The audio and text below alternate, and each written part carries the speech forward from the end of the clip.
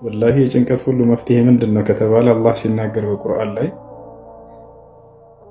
አለዚነ አመኑ ወተጥመኢኑ ቁሉብሁም ቢዚክሪላህ አላ ቢዚክሪላህ ተጥመኢኑል ቁሉብ አለ።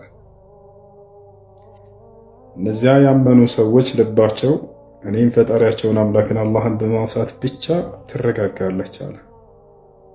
አላ ቢዚክሪላህ ተጥመኢኑል ቁሉብ፣ አዋጅ ልቦች የሚረጋጉት ፈጣሪን አምላክን በማውሳት ብቻ ነው አለ። ከእርሱ ጋር ብቻ ነው እረፍት የምታገኙት ከፈጣሪያችሁ ጋር። ምድራዊ ጸጋ የፈለገ ቢሆን ልቦናን ሊያረጋጋት አይችልም። ሰዎች እንዳው ምድራዊ ጸጋ አግኝተው እስኪ እንደው ደስታን እንዴት አድርገን እናጣጥም እያሉ ያልሆኑ ስራዎችን ሲሰሩ ታያላችሁ። በዚያም ደስታን ለማግኘት ብለው ግን አያገኙበትም። ይህ ልብ የተፈጠረው ለፈጣሪ ብቻ ነው። ሌላውን አካላችሁን ልትበሉበት፣ ልትጠጡበት፣ ልትራመዱበት ደስታ የሚመስሉ ነገራቶችን ሄዳችሁ ልትፈልጉበት ትችላላችሁ።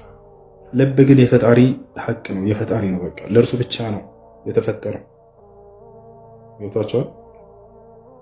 ልብ በጣም ልዩ የሆነ የሰውነት ክፍል ነው። ፈጣሪ እርሱ ላይ ነው ትኩረት የሚያደርግላችሁ። ነቢዩ ሙሐመድ ሰለላሁ ዐለይሂ ወሰለም ሲናገሩ ኢነላሃ ላ የንዙሩ ኢላ ሱወሪኩም ወኢላ አጅሳሚኩም ወላኪን የንዙሩ ኢላ ቁሉቢኩም አሉ። አላህ ወደ ውጫዊ ተክለ ሰውነታችሁና ወደ አካላችሁ ሳይሆን የሚመለከተው ወደ ውስጣችሁ ወደ ልባችሁ ነው እያሉ ተናገሩ።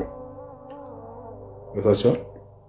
ልቦናችሁ ከአምላካችሁ ከፈጣሪ ጋር ካልተጣበቀ ካልተሳሰረ ደስታ ይርቃችኋል። ደስታን ማግኘት የፈለገ ሰው ልቡን ከፈጣሪው ከአምላኩ ጋር ያስተሳስር።